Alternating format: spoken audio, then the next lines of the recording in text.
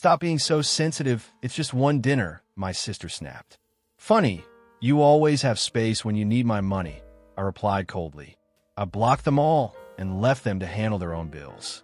My sister expected me to pay for an expensive dinner she planned for our mom's birthday, including her friends.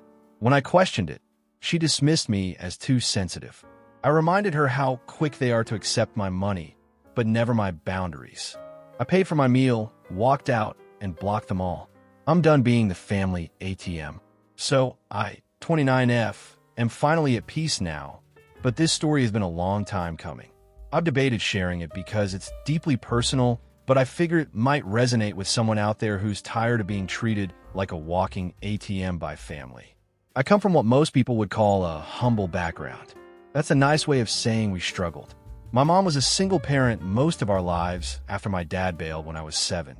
I have 2 younger siblings, my sister Kayla, 26F, and brother Malik, 24M. While we were growing up, we were tight-knit out of necessity. We shared clothes, skipped meals when needed, and took on jobs early. I got my first part-time gig at 14, babysitting after school and working weekends at the local diner. College was a dream, and I worked my butt off to get scholarships. I graduated with minimal debt and landed a tech job that I hustled my way up in. Today, I make a comfortable living. Not rich, but enough to live alone, save well, and travel occasionally. My siblings, not so much. Kayla, the middle child, has always had what we call main character energy.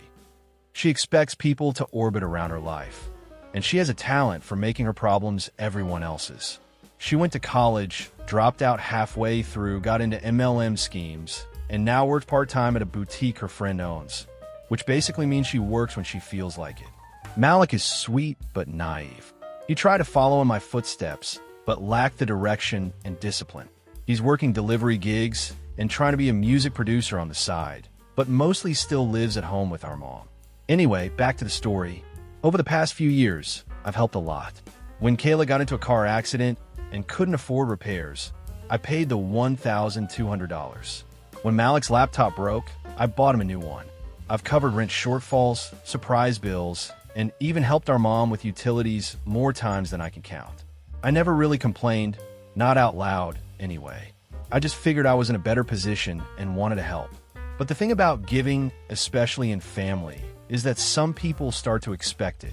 Now, to the dinner. It was my mom's birthday last month. Kayla decided we should all go out to a nice dinner. She picked this trendy rooftop spot in the city, the kind with $40 plates and $18 cocktails. I was hesitant, but figured it's mom's birthday. I'll splurge. What Kayla didn't mention was that she invited her 2 friends, one of whom I barely know, and also assumed I would cover the bill for everyone. We get there, and I immediately sense the vibe.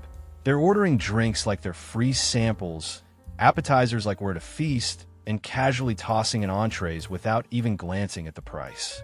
Kayla's friends are laughing, taking selfies, tagging the restaurant, and calling me the rich sister. Halfway through the night, I lean over and quietly ask Kayla if everyone's splitting the bill or how this is going to work. She looks at me like I'm an alien and says, loud enough for the whole table to hear, "Stop being so sensitive. It's just one dinner." That hit me harder than I expected. It wasn't the money, it was the entitlement, the dismissal, the idea that I should just shut up and take on the burden because it's just one dinner. Like I owed it to them. Like my value in their lives had been reduced to what I could provide. I took a breath, leaned back in my seat, and responded, "Funny, you always have space when you need my money. But when I need respect or boundaries, suddenly I'm being sensitive." Dead silence. Her friends looked uncomfortable. Malik looked like he wanted to disappear. My mom looked tired. I stood up, placed $100 on the table, and said, "This should cover my meal. Good luck with the rest." Then I walked out, and I blocked every single one of them. Kayla, Malik, her 2 friends, even my mom. I needed space. I needed boundaries. And I was done being the family wallet. They blew up my phone for days, texts, calls, voice notes, even emails. Guilt tripping me, gaslighting me, begging me to come back. "You embarrassed us. You overreacted." It wasn't that deep, but it was years of unspoken resentment bubbling up. Years of being taken for granted. Years of being treated like I owed them something because I made it out. About a week later, Malik sent me a long, genuine message apologizing. He said he hadn't realized how bad it had gotten and that he was caught in the middle. I unblocked him. We had a heart-to-heart, and he's trying to get better, looking for stable jobs, setting goals, being more independent.